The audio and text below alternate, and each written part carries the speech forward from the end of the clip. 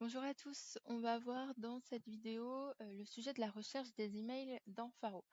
Avant tout, il faut savoir que Faro n'a pas les mails en base, donc quand vous demandez un enrichissement mail, on passe par notre partenaire Dropcontact qui a un taux de découverte qui se situe entre 50 et 60%. C'est un taux qui peut varier selon les secteurs auxquels vous vous adressez, s'ils sont plus ou moins digitalisés. Quand est-ce qu'on recherche un mail sur Faro? Alors là, j'ai déjà lancé une recherche comme vous pouvez le voir et on va partir du principe que les 3 premiers prospects de cette liste m'intéressent. Qu'est-ce que je fais dans ce cas-là? Je vais les ajouter à une liste et c'est à ce moment-là que je peux demander leur mail. On va voir qu'on a toujours la possibilité de demander un email dans un second temps. Si la personne est déjà dans une liste, on peut toujours le faire par-dessus, c'est pas un problème. Depuis que j'ai sélectionné ces 3 personnes, on voit que j'ai ce bouton sélection qui est apparu en haut à droite. Et quand je clique, je vais voir les 3 différentes options lorsque je souhaite ajouter un prospect à une liste. Je vous rappelle juste que c'est en ajoutant un prospect à une liste que vous consommez un crédit dans Faro.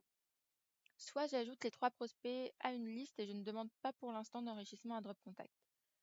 Ou alors je demande à Dropcontact de chercher les emails de ces 3 prospects et de les ajouter tous, peu importe si un mail a été trouvé ou non. Si vous les contactez aussi sur LinkedIn, ça peut être intéressant pour vous par exemple. Enfin, la troisième option, ça va être de chercher les emails auprès de Dropcontact, mais d'ajouter uniquement les prospects avec un mail trouvé. Donc si Dropcontact trouve un seul mail sur les 3, vous allez consommer un seul crédit puisqu'un seul prospect aura été ajouté à votre liste. Je vais sélectionner cette troisième option et donc je peux choisir une liste qui existe déjà ou en créer une nouvelle. Donc là, je suis sur de la formation, je crée ma liste, je confirme l'enrichissement des prospects. Vous voyez que l'ajout est en cours et j'ai une roue dentée qui s'est lancée ici en haut à droite au niveau du suivi des opérations. Ça veut dire tout simplement que Dropcontact est en train de chercher les mails et en plus on a une double vérification disponible avec Zero Bounce si ça vous intéresse. C'est également inclus dans votre abonnement Faro pour tout simplement aller chercher à invalider des mails. C'est une couche supplémentaire de vérification derrière Dropcontact. Comment est-ce que je fais pour l'activer, Zero Bounce? Parce que ça ne l'est pas par défaut. Je viens cliquer ici sur le suivi des opérations. Vous voyez que vous avez la notion de paramètres d'enrichissement et vous pouvez sélectionner la double vérification des emails trouvés, l'appliquer pour tous vos futurs enrichissements. On l'a vu, la roue dentée a disparu et on a à nouveau l'icône de suivi des opérations. Ça veut dire que votre enrichissement est terminé. Donc vous avez aussi reçu un mail pour vous prévenir. Et il faut savoir que quand vous avez un enrichissement en cours, vous pouvez très bien lancer d'autres recherches.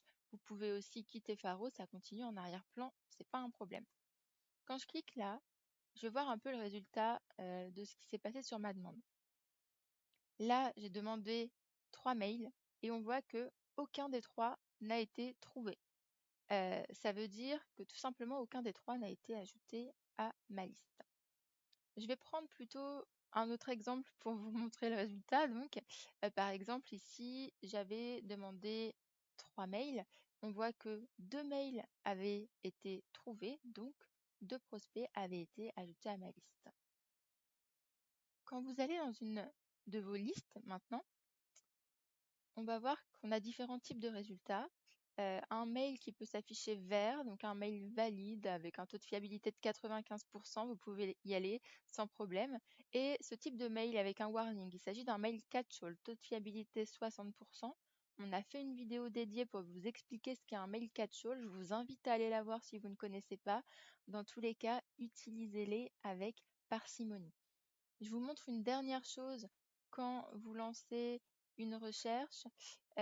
Si tous les prospects vous intéressent dans la liste et vous ne voulez donc pas les sélectionner un par un, vous avez bien sûr ce bouton tout sélectionner. Vous pouvez encore une fois demander à chercher les mails ou bien chercher les mails et ajouter uniquement les prospects avec mail trouvé. Voilà pour la recherche d'email. Si vous avez des questions, n'hésitez pas à venir nous voir sur le chat. Merci.